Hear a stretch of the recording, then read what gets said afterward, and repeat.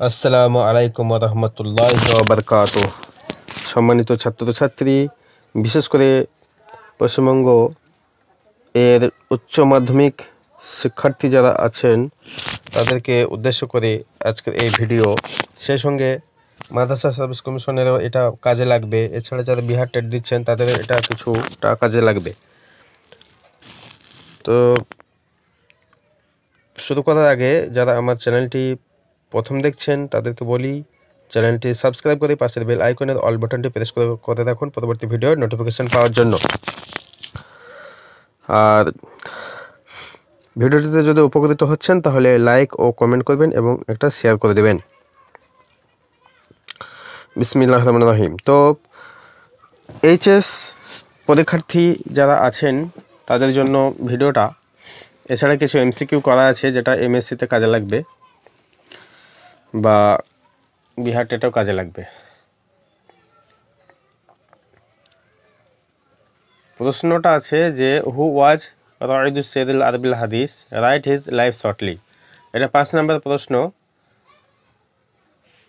এর উত্তরটা তো অর্থাৎ 5 নম্বর প্রশ্নে এই উত্তরটা যদি লেখা হয় তাহলে আপনারা 5-এ 5ই পাবেন যারা এইচএস পরীক্ষার্থী।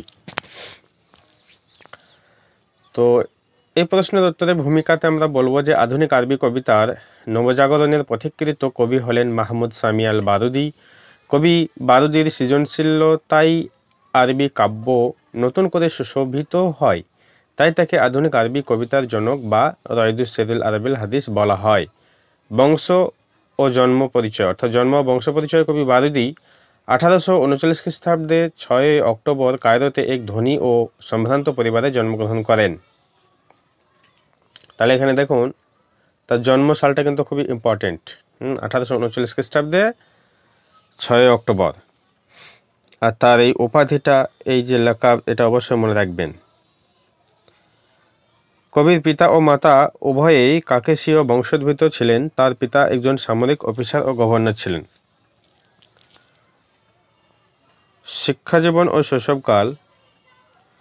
মাহমুদ সামি আল বারুদি প্রাথমিক শিক্ষা নিজ গৃহেই অর্থাৎ স্বগৃহে আরম্ভ করেন। 12 বছর বয়সে 1851 সালে কায়রোর মিলিটারি ট্রেনিং স্কুলে ভর্তি হন। পরবর্তীতে তিনি একজন সেনা অফিসার হিসেবে স্নাতক হন।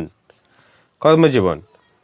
কবি 1855 খ্রিস্টাব্দে কনস্টান্টিনোপল বা ইস্তাম্বুলে গমন করেন এবং মিশরের পররাষ্ট্র মন্ত্রণালয়ের সচিব হিসেবে দায়িত্ব পালন করেন। ইসমাইল পাশার দ্বারা তিনি 1863 সালে ব্যাটালিয়ন কমান্ডার পদে উন্নীত হয়ে রাজ প্রতিনিধির রক্ষী বাহিনীর প্রধান নিযুক্ত হন। পরে তৃতীয় ও চতুর্থ রেজিমেন্ট কর্নেল হন। এমনকি সর্বোপরি তিনি 1882 সালে প্রধানমন্ত্রীও নিযুক্ত হন। এটা খুব দরকারি জিনিস, ঠিক আছে। নির্বাসন। তো কবি মাহমুদ সামি আল বারুদিকে 1882 খ্রিস্টাব্দে শ্রীলঙ্কায় বা সিংহল দ্বীপে বা সারান দ্বীপে নির্বাসিত করা হয়। তো এই মার্কিং করলাম যেটা, এগুলো খুবই দরকারি, মনে রাখবেন। সারান দ্বীপ বা শ্রীলঙ্কা, আর 1882 সালে তাকে নির্বাসিত করা হয়েছিল। স্বদেশ প্রত্যাবর্তন। পরবর্তীতে তিনি অর্থাৎ 1900 সালে নিজ দেশে প্রত্যাবর্তন করেন, ঠিক আছে। তাহলে 1882 থেকে একবারে 1900 সাল, 17 বছর হচ্ছে। পরবর্তীতে অর্থাৎ তার মৃত্যু, স্বদেশে প্রত্যাবর্তনের পর 4 বছরের মধ্যে 1904 খ্রিস্টাব্দে পরলোক গমন করেন। কাব্যচর্চা। তিনি প্রাক ইসলামী যুগ হতে আব্বাসী যুগ পর্যন্ত কবিতার বিশাল সমুদ্রে ডুব দেন। তিনি ফার্সি ও তুর্কি ভাষাতেও ব্যুৎপত্তি অর্জন করেন, এমনকি আরবির সাথে সাথে এই দুই ভাষাতেও কবিতা রচনা করেন। তিনি বন্দি জীবনকে ইংরেজি ভাষা শিক্ষার মাধ্যমে অতিবাহিত করেন ও শ্রীলঙ্কার মুসলিমদের আরবি ভাষা ও ইসলামী শিক্ষা দেন। কবির কাব্যগ্রন্থ যেটা মুক্তারাতুল বারুদি, সেই কাব্যগ্রন্থটি 2টি খণ্ডে সমাপ্ত। এই দেওয়ানের বেশিরভাগ কবিতাই তার শ্রীলঙ্কায় নির্বাসন জীবনে রচিত। এই কবিতাগুলি প্রমাণ দেয় যে কবি ওসি ও মসি উভয় দিকেই খুব পারদর্শী ছিলেন। এই জন্য তাকে বলা হয় রব্বুস সাইফ ওয়াল কালাম বা master of the sword and the pen, ঠিক আছে। তো তার কিছু কবিতার নাম আছে, ওগুলো আপনারা মনে রাখবেন পারলে, যারা মাদ্রাসা সার্ভিসের জন্য প্রস্তুতি নিচ্ছেন। তো উপসংহার তো তার কিছু কবি যেমন আইনা আইয়াম লাজ্জাতে ও সাবাবি যে কবিতাটা আছে এগুলো আপনারা মনে রাখবেন। তো যাই হোক, উপসংহার কবিতার ভাষা সহজ সরল ও প্রাঞ্জল, অলঙ্কারের বোঝা না চাপিয়ে তিনি কবিতায় এক নতুন রূপ দান করেন। পরবর্তীকালে তার পদাঙ্ক অনুসরণ করে বহু স্বনামধন্য কবি কবিতা রচনা করেন। এবার দেখুন কিছু এমসিকিউ করা আছে, এটা এমএসসি বা বিহার টেট যারা দিচ্ছেন তাদের জন্য কাজে লাগবে।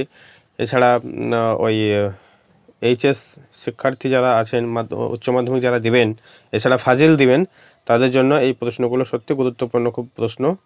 একের দাগের প্রশ্ন, the birthday of Mohammad Sami Al Baridi, অর্থাৎ মোহাম্মদ সামি আল বারিদির বার্থ ডে বা অর্থাৎ বার্থ ইয়ার। ঠিক আছে, এখানে দুইভাবে করা যায়, বার্থডে বা বার্থ ইয়ার। ঠিক আছে, ডে 6 অক্টোবর হতো, তো এখানে ইয়ারটা যেহেতু উত্তর দেওয়া আছে তাহলে আপনারা 1839 উত্তর হয়ে যাচ্ছে বি। ঠিক আছে, তারপর 2 দাগের হুয়ার was born Mohammad Sami Al, where Mohammad Sami Al Baridi, অর্থাৎ মোহাম্মদ সামি আল বারিদি জন্মগ্রহণ করেছে কোথায়? হ্যাঁ, তো কায়রোতে। 2 দাগের এই উত্তর। তারপর 3 দাগের আমরা আসবো। 3 দাগের বলা হচ্ছে যে হু ওয়াজ আবু সাইফুল কলাম বা master of the sword and the pen, এটা কে ছিলেন? তো এখানে এর উপাধিটা হচ্ছে মাহমুদ সামি আল বারুদি। তো মাহমুদ সামি আল বারুদি এর আরেকটা উপাধি যেমন রয়দুস সেদুল আরবিল হাদিস যেটা আছে। ঠিক আছে, 4 দাগের মাহমুদ সামি ওয়াজ এ পয়েট অফ। তো মাহমুদ সামি ওয়াজ এ পয়েট অফ, তো তিনি ইসলামিক যুগের না প্রাক ইসলামিক যুগের না মডার্ন যুগের? তো তিনি মডার্ন যুগের কবি। ঠিক আছে, অর্থাৎ 4 দাগের সি। তারপর 5 দাগের মাহমুদ সামি ওয়াজ এক্সাইল ইন। তো মাহমুদ সামি কোথায় তাকে অর্থাৎ নির্বাসিত যেটা করা হয়েছিল, এটা আমরা জানি আগে যে ইলা আইনা নুফিয়া মোহাম্মদ সামি আল বারুদি। তো এটা প্রশ্নটা আরবিতেও যদি অনেক সময় আসে, ইলা আইনা নুফিয়া Mohammad Sami Al বারুদি, Mohammad Sami আল বারুদিকে কোথায় নির্বাসিত করা হয়েছিল? তো সারনদ্বীপ বা শ্রীলঙ্কায়, অর্থাৎ 5 দাগের বি উত্তর। ঠিক আছে, 6 দাগের when Mahmud Sami Al Barudi return from Sri Lanka to Egypt. তো তিনি শ্রীলঙ্কা থেকে মিশরে কখন এসেছিলেন? ভালো একটা প্রশ্ন, যে তিনি 1900 সালে এসেছেন। তো 1882 সালে তাকে শ্রীলঙ্কায় নির্বাসিত করা হয়েছিল। সেই 1882 থেকে 1900 সালে রিটার্ন। তো ক বছর হচ্ছে আপনারা এটা কমেন্টস করবেন। আমি তো আগেই বললাম যেহেতু কত বছর হচ্ছে, কত বছর তিনি নির্বাসন জীবনে ছিলেন, এটাও একটা গুরুত্বপূর্ণ প্রশ্ন, কত বছর নির্বাসন জীবনে ছিলেন। 7 দাগের প্রশ্ন, হু ওয়াজ রয়দুস সেদুল আরবিল হাদিস? রয়দুস সেদুল আরবিল হাদিস বলা হয় মাহমুদ সামি আল বারুদিকে, 7 রে। তারপরে 8 দাগের প্রশ্ন, হোয়েন মাহমুদ সামি আল ওয়াজ ডাইড? মোহাম্মদ সামি তিনি ইন্তেকাল করেছিলেন 1904 সালে। ঠিক আছে, তো এই 8টা শর্ট কোশ্চেন নিলাম, এছাড়া তার জীবনীটা একটু সংক্ষিপ্ত সাথে আলোকপাত করলাম। তো এই মাহমুদ সামি আল বারুদি এর সম্পর্কে যেটুকু আমি আলোচনা করলাম, যে ভিডিওটা করলাম, সেই ভিডিওর মাধ্যমে যদি কোনো ভুল ত্রুটি হয়ে থাকে, অর্থাৎ লেখা বা বলার মধ্যে যদি ভুল ত্রুটি হয়ে থাকে তো মাফ করবেন। আর যদি ভিডিওটিতে উপকৃত হচ্ছেন তাহলে লাইক কমেন্ট করে ও একটু শেয়ার করবেন। ঠিক আছে, আর যারা আমার চ্যানেলটিকে সাবস্ক্রাইব করেনি এখনও, তো সাবস্ক্রাইব করে পাশের বেল আইকনের অল বাটনটি প্রেস করে রাখুন পরবর্তী ভিডিওর নোটিফিকেশন পাওয়ার জন্য। ভালো থাকবেন, সুস্থ থাকবেন।